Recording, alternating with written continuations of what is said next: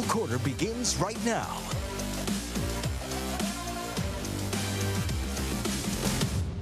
Welcome to the Final Quarter Weekly Podcast. John Howard along with Mr. Jake Garriani there in the middle and Karthik Venkatraman on the left. Gentlemen, all kinds of topics to hit on today. Let's jump right into it. Reports are Philip Rivers is interviewing for the head coaching job with the Buffalo Bills. Is he qualified enough? Should he go back to his high school team?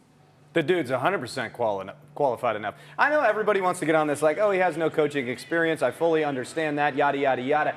The dude played forever in the National Football League. He's one of the smartest quarterbacks to ever do it. You're telling me this guy couldn't coach in the NFL? That, to me, is an absolutely ludicrous statement. And I've heard a lot of it, you two. I've heard a bunch of people go, oh, well, he has zero coaching experience past high school. There's no way he could do it in the NFL. I call absolute BS on that. What does this dude not know about the National Football League? What does this dude not know about coaching? I mean, to me, it's a complete understandable fit if he was going to be a head coach. I don't know if they're going to hire him, but he is totally qualified. Yeah, I tend to side with Jake on this one. I mean, he is a guy who is a player's coach. Players are going to absolutely love him because he leads locker rooms. He knows what it's like to be inside an NFL locker room. He knows what it's like to win with an NFL organization. And he's smart. I mean, we saw you don't come back at the age that you come back at the NFL after sitting out for several years, completely out of shape, and still find some moderate success in your comeback to the NFL if you don't got it up here mentally. So the guy is super sharp. He has a great football mind. Whether he lands as a head coach, I don't know. I don't think he's going to be the Bills' front runner of a candidate because I think NFL teams just do tend to go with guys who already have coaching experience. A la my Tennessee Titans hiring Robert Saleh. That's a whole other thing. But what I'm trying to get at here is I think NFL teams tend to go with guys that already have NFL coaching experience. I could see Philip Rivers in another kind of role, maybe as like consultant or maybe works his way up, that kind of thing that could really get him going in his NFL coaching career. As far as head coach goes, I don't think it's going to happen. Does that mean I think it should happen? No, I think he'd be a good NFL head coach. I mean, what makes a great NFL coach, right? A motivator. We all know Philip Rivers is an unbelievable motivator. Knowledge of the game.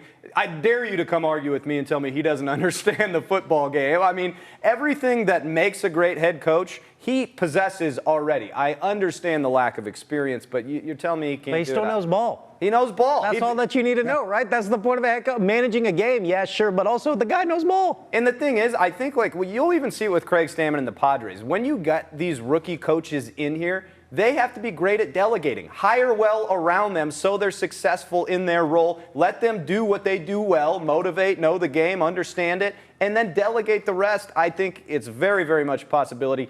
Again, to Karthik's point, not sure it'll happen this time around, but he would be a great coach in the National Football League. There's no doubt about it. He said it himself. Yeah, and I think it'd be a long shot for him to get the job, as you guys kind of already mentioned. I look at Jim Harbaugh. First, he was a quarterback's coach in the NFL with the Raiders after he was done playing. Then he went to the head coach of USD here in San Diego, then to Stanford, and then to the Niners. So, you know, every path is different. But I think Philip has proven himself as a leader and a motivator, and that is a lot of what takes place in the head coaching job. And Karthik, your Tennessee Titans, what about Mike Vrabel? I mean, come on. I don't want to talk. They fired him. I've been texting everyone from here to Timbuktu over the last couple of weeks. Why do we fire Mike Vrabel? Why do we fire Mike Vrabel? Why do we do it? Why are we so dumb? I don't know. Here comes another 3-4 win season. I was yelling at you week 2 of the NFL season about the Titans. Well, I don't want to let him go when we let him go in the first place. This is my drama, Jake. All right, let's move on. College hoops, Aztecs basketball. San Diego State no longer undefeated after falling to Grand Canyon University on the road in front of the Havocs, one of the best crowd atmospheres in all of the country.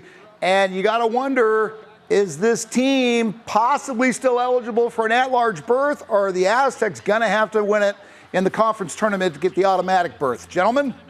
I think there's still a possibility of an at-large berth because of where they lost and how they lost. It's very important to understand that Grand Canyon is one of the hardest places in all of college basketball to play. That atmosphere is unbelievable. Teams go in there and lose all the time. Over the past 2 years, Grand Canyon, the Antelopes, were like 32-1 at home. Yes, they had lost 2 home games this year, but that place is really hard to play. and they lost on what was just a blown call, in my opinion, on a foul. Now, look, there was plenty. B.J. Davis could have hit the front end of a 1-and-1. The Aztecs could have played better in the middle chunk of that game and not fallen behind by 12. But point being is, a close loss in a really, really hard atmosphere against a conference opponent. This team never wanted to play, but the Mountain West said, hey, the heck with you, we're putting them in the conference, so they had to go there. I don't think this is as damaging of a loss as, let's say, you lost on the road to San Jose or something like that, and then you're definitely talking you better win the tournament. Yeah, I think if you look at their net rankings to other teams that are currently being talked about as bubble teams for the NCAA tournament, like Virginia Tech, the net rankings are almost exactly the same. Virginia Tech has a couple of more quad 2 wins just because of the conference in which they play, and it helps them a little bit better. But I think what San Diego State needs to do if they want an at-large bid is keep winning. I'd have a hard time believing if they finish with 2-3 losses by the time conference play ends and then were to make it to their conference tournament title game and were to lose to Utah State. That would go against them. But they still have chances for big quad 1 type victories. I mean, if they go to New Mexico on the road, if they take care of Utah State in both those games, if they pick up one of those kind of wins in the conference tournament, I think there's some things that could go their way that they could still pole vault themselves into an at-large bid. I think it still, regardless, though, is going to be kind of tight because I don't know, like, do I truly believe that San Diego State will only go 2 or 3 losses down the whole entire stretch of this whole entire regular season and come up with all of those wins that I just said against New Mexico and Utah State? It's going to be really difficult. So I do think there's a path. I think it gets harder and harder for them the more they lose, obviously. No doubt about it. And getting back to that final foul that was called on Tay Simmons for touching the guy's shoulder. Really, B.J. Davis made body contact with him. It would have been a much better non-call by the officials, but we don't want to whine too much. I think they still have a shot at an at-large berth, but it's got to be a lot of winning from here on down the road. Let's look at their next game, which, by the way, is on CBS 8. That's going to be Saturday, tomorrow as we tape this, 1 o'clock. At UNLV, and you look at the records here, 10-8 against 13-5, and UNLV, although they're a respectable 5-2, let's not forget the Thomas and Mack Center is like a home away from home for the Aztecs. Guys, any quick thoughts? Is this going to be an easy win or no? For as much as the Aztecs have struggled at Grand Canyon, 0-3 all time now, you mentioned it. Yeah, UNLV, Thomas and Mack, that's home away from home. The Aztecs should have no problem taking care of UNLV, even if Magoon Guath is out again, which I didn't mention to that loss in Grand Canyon when you talk about the committee looking at it. One of their best players also missing. So I think they handle UNLV no problem, Karthik. I think they could win by 9-10 points, but also wouldn't be surprised if this is a game that kind of gets close. I think the one thing that I'm learning about San Diego State, and I see they play close games. Even if they get up in games, they can tend to let teams back in them. I think the consistency is still something. I want to see more from this Aztecs team as we move forward down the road. Wouldn't surprise me if they handled business, but, you know, on the road games that they've gone so far against some of the upper echelon opponents of the Mountain West, they've kind of kept a little bit close, so we'll see what happens. One of these days, I'm going to get Karthik to give a definite yes or a definite no. I have given you definite yeses and definite no's in the future, like how I think Robert Saleh is a bad choice for my Tennessee. That's a definite yes. Yes, Robert Saleh is a bad choice. There we go. We made Karthik make a solid decision. All right, so if I heard you correctly, Jake is guaranteeing a win, and Karthik is being Mr. Switzerland. I think they win. I think whether they win close or whether they win comfortably is negligible, but I think they win. I think they're going to go on the road and beat UNLV. All right, let's go up the I-5 to La Jolla. UC San Diego tied for 3rd place in the Big West. 1 game behind UC Irvine and Hawaii, and as it turns out, the Tritons' next game tomorrow night as we tape this against those first place UC Irvine Anteaters, one of the best all-time nicknames in the league. Thoughts on this one? Will they come out of this joining UC Irvine with 6 wins or not? This should be a really, really good basketball game. I think the Tritons, for as good as their record is, 15-3, they kind of were missing some consistency when they got into conference play, right? They had gone 4-4 over 8 games, and they were just 3-3 in conference play. And then they went to UC Davis, fell behind, won a really nice game in comeback fashion, kind of stacked a couple back-to-back wins in the conference, and I think that momentum plus playing at home against the Anteaters will do them well against a very good UC Irvine team Give me the Tritons in that one. UC San Diego, I don't feel like they're much of a first half team. They tend to play better in the second half based off every game I've seen of them so far this year. Getting consistent performances outside of some of their top guys as well is something that I worry about them. This game against UC Irvine is going to be a tough one. Obviously, this is the game in the NCAA, or going to the NCAA tournament. You know, they set that program history again in the conference tournament title game. Obviously, a bunch of new players for them, but this is going to be a very tough opponent against UC Irvine, one of the top teams in the conference. I think UC San Diego has the weapons to get it done. They ought to get those guys consistently playing. I think, you know, even Clint Allard, new head coach in his first season, has been kind of tinkering with the lineup. We've seen Alex Chaikin, for example, a guy that wasn't starting on the team but now starting to come on. I still think they're trying to figure it out in some ways. I think they have the ability to beat UC Irvine. I think they do. I think it's going to be a really tight game. This one's going to be a good one. Chaikin, a huge night, by the way, against UC Davis. Yeah. That was a big one. 19 points and just all over the court. He can ball, man. Yeah. Yeah, and I think the Tritons also are starting to build a home court advantage there at Lion Tree Arena. And the one thing I've been so impressed by in regards to the Tritons, new coach, basically all new personnel, yet to a large degree picking up where they left off last year. The third team in the county, USD Toreros, they're going to host Santa Clara tomorrow night. They beat Washington State Wednesday night of this week. They have a 2-game win streak going. They scored 113 versus Bethesda last weekend.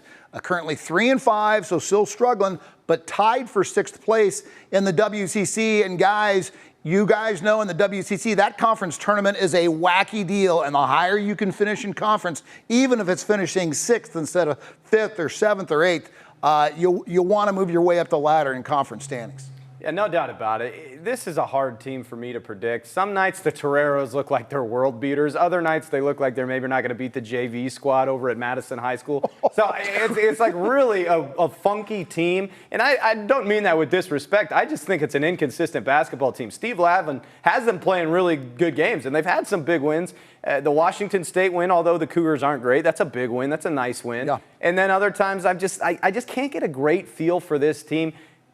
Without sounding too harsh, it feels like a middle-of-the-pack team, and I think they'll finish middle of the pack in the WCC. Yeah, I like Lane for them. He plays really well. He assists, he shoots, he does a lot for that team. I like the way he's been playing, but everybody else I don't feel like brings it on a consistent night, and that's the reason why they have the record that they have, a losing record overall. I think at the end of the day, we talked about a team that doesn't have any chance of at-large bid. They're going to have to find some way to get through the conference tournament if they want a chance at the NCAA tournament. We're probably not even talking about that with this team. They have the ability to get hot from the shooting, and that's when they really score high numbers. You know, 96 against Washington State, I believe, 113 against Bethesda, albeit Bethesda, who cares? But you know, this USD team, I think, is very offense reliant. They have fun offense when they can get it going, but as Jake mentioned, a lot of nights they don't. All right, let's fast forward and tee up the Farmers Insurance Open. The guys will tee it off on Thursday. Jumping right into the locals playing at the Farmers. Xander Schauffele, J.J. Spawn. Who spelled Juten Hastings? That should read Justin Hastings. Get after the graphics department, Howard. Some hack named Howard on the graphics department. Charlie Hoffman out of Poway High and Michael Kim, Torrey Pines High School. And Jake, I know you were out at the golf course today. I love seeing the local guys and to see a handful of them. All kinds of reasons to go out there next week. Yeah, absolutely. Hang on. I'm just giving the graphics department a phone call right now. John, do you have your phone with you? I'm calling you right now. I'm going to hang up on you. I don't have my phone down here. Yeah, it's a Friday afternoon, boys. It's a very exciting field. I think for the first time in a while, without trying to knock the fields of the last few years, this is a field to get excited about. We've seen some really watered down fields in the past. The fact that the Hawaii swings is truncated this year, you're really getting some bigger names into this field. I'm very excited to watch this tournament. The one I'm really going to have my eye on, although all those locals I will, is Brooks Koepka, returning from LIV under this weird program by the PGA Tour that really only applies to like 4 or 5 guys they want to try and get back from LIV Tour. So the fact that Brooks Koepka is going to make his return to the PGA Tour here, it should be really exciting. You got some big names like Jason Day out there. And Xander, of course, so it's always such a fun event, and I think for the first time in a good 5-6 years, we got a really strong field again. Yeah, that Brooks Koepka score is going to be pretty electric over the entire Farmers Insurance Open weekend there. That's going to be interesting. But I'm interested to see J.J. Spaun, man. After the year that he had last season, and now he's coming to the homecoming tournament, if you will, the San Diego State graduate. I think it's really cool for him, and I think he's going to get a warm welcome from a lot of people around this area for the electric year that he had last year and the way he was able to win some of the tournaments that he won with his short game, a.k.a. long game, I guess, on the greens with the way that he was able to putt. That's the guy I'm really excited to see. But also cool to see Xander Schauffele back in the field after, the injury that he dealt with that kept him out for quite some time. So good to see him back in it too. No doubt about it. Now, last week was Media Day, and I went out there, had some fun, and we aired the story last week, but thought we'd take another look at it. Check it out. It's Media Day here at Torrey Pines, what I like to call the most miserable round of golf of the year, where the rough is long and the scores are high. And next on the tee from CBS San Diego, please welcome Chris Groh. Chris Groh, you want to tell us what qualified you to be out here today? PTO is what qualified me to be out here right now, because otherwise there's no reason for me to be out here. From CBS San Diego, Jake Canary. No better reporter in history than John Howard. Nobody knows how to stick a camera right in your face right after you're done swinging a golf club. Yeah. Jake Garriani. Gary Annie. Please welcome Steve Price. Steve, do you inhale or exhale on your backswing? Let's go! I will never hit a shot like that the rest of the day, so thank you, John. John Howard. If you can, compare the quality of golfer we'll see out here today compared to a couple of weeks from now. I can't compare it. It's a huge gap. What I love about today, where we invite some of our friends in the local media out to preview everything, is everybody comes really excited with big smiles on their faces. About 5 hours from now, those smiles are gone, because you get in this rough, if you can find your ball, you're going to have quite a time getting it out of there. And then they give themselves the perfect drop right on the apron. How do you describe the game of Steve Price? He's a hustler. I'm proud to say I finished the day 9 under. That's 9 lost balls. And I only played the front 9. A typical Media Day round for the Farmers Insurance Open. Now, I want to say 2 money shots on that was Steve Price searching for his lost ball and Jake Canary being introduced by Mr. Tony Perez. Can I tell you my favorite story of that day? No. We're waiting. You're playing in the group in front of us, John. You're with the great Jay Paris, and in the group in front of us, and the cart person comes by and they stop, and we're all meeting at the cart, and I go, John, you having a good time? And he go, no, I'm not. In as dead serious a voice as possible, he goes, I'm not having a good time. I can't find my ball anywhere. I think I'm only going to play 9. And sure as hell, you only did play 9. I thought that was so good. I was like, I've never seen someone so distraught on a golf course. The only thing good about that round is that it's free, but it cost me my pride.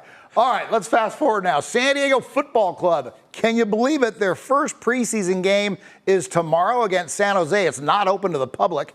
By the way, today they announced that defender Luca Bombino signed a contract extension, so he'll be around through 2028-29. He was on loan from LAFC, just 19 years old, had a great year. Their season opener right here is going to be CONCACAF Champions Cup play. They will be hosting Pumas. And guys, can you believe the second season is already right around the corner? Yeah, the MLS season is so long that it feels like, especially when you go on a run like SDFC did, you feel like the season just ended and then you're right back in it. But it's exciting, right, to get SDFC back on the pitch, get rolling again. I'm sure it's not exciting for the players who got like 3 days off, but for us, it's very exciting. A lot of changes with Chucky Lozano leaving and them moving on from him, which obviously all the drama surrounding that. I'm kind of proud of the team to see them move on from Chucky, and that may be a different discussion for a later day. And then the extension of Anders and Bombino.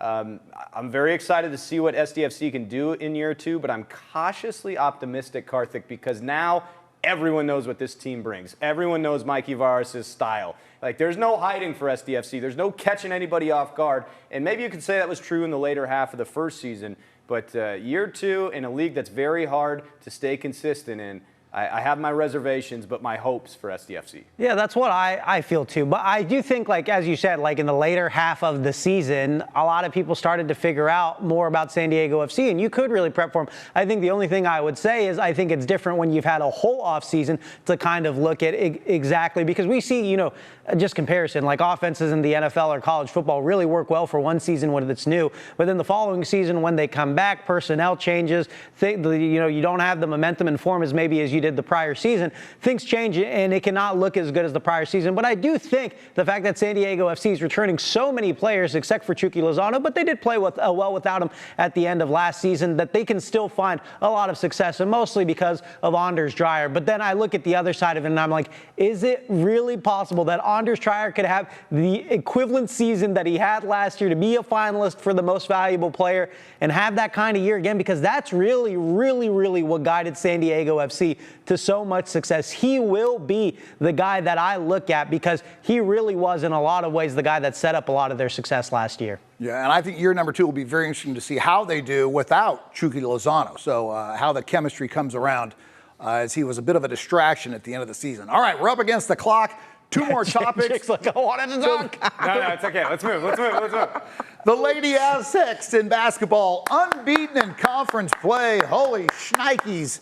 Karthik, I know you follow them a little bit more than I do. These ladies obviously appear they're for real. Yeah, they ball. I'm telling you, everybody's got to be watching out for this team. They're so fun to watch with Naomi Panganiban, Nala Williams, Nat Martinez, Barnhart. These gals can play some hoops, and it was proven. They went on the road and beat UNLV on the road.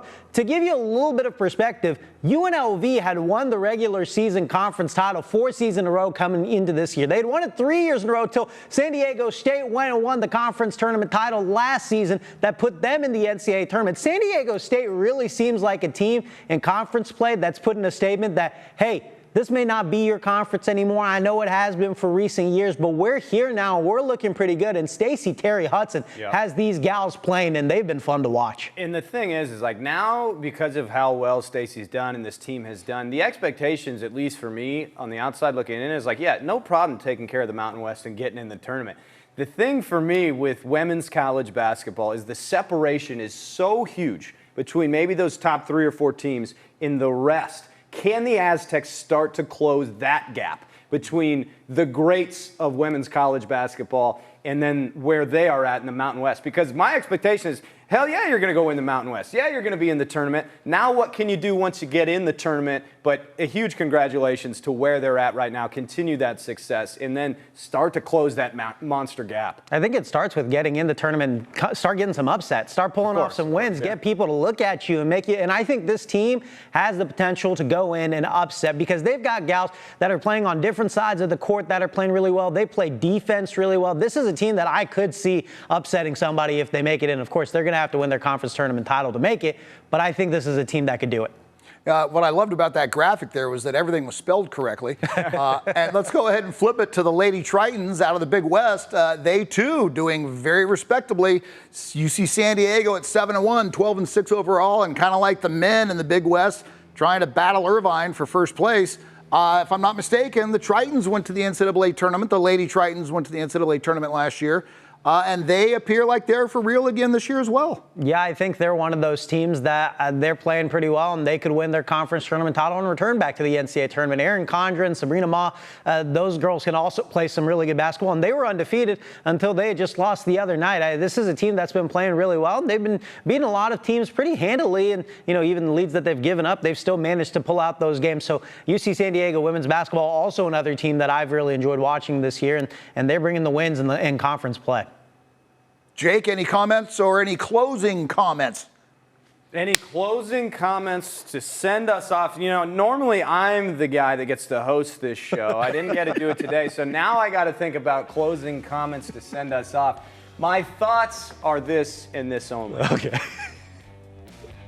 Harris English doesn't even make the cut at the Farmers Insurance Open, even after coming back as the defending champion. How's that for a hot take? Wow. I don't know if it's a good one, but I don't know, man. He played some really good golf last year. I don't know this if I'm guy's gonna win back-to-back titles. I'm gonna be like, I'm picking JJ Spawn to win Give me Ludwig Oberg. He really turned it up last year at Torrey Pines, and then he got sick. He won the Genesis. I like Ludwig, man. Titans win 3 games next year. Titans win it all next year. Very Super Bowl nice. champs, baby. Woo! I'm John Howard. That's the final word on the final quarter. Thanks for joining us, and we'll see you the next time.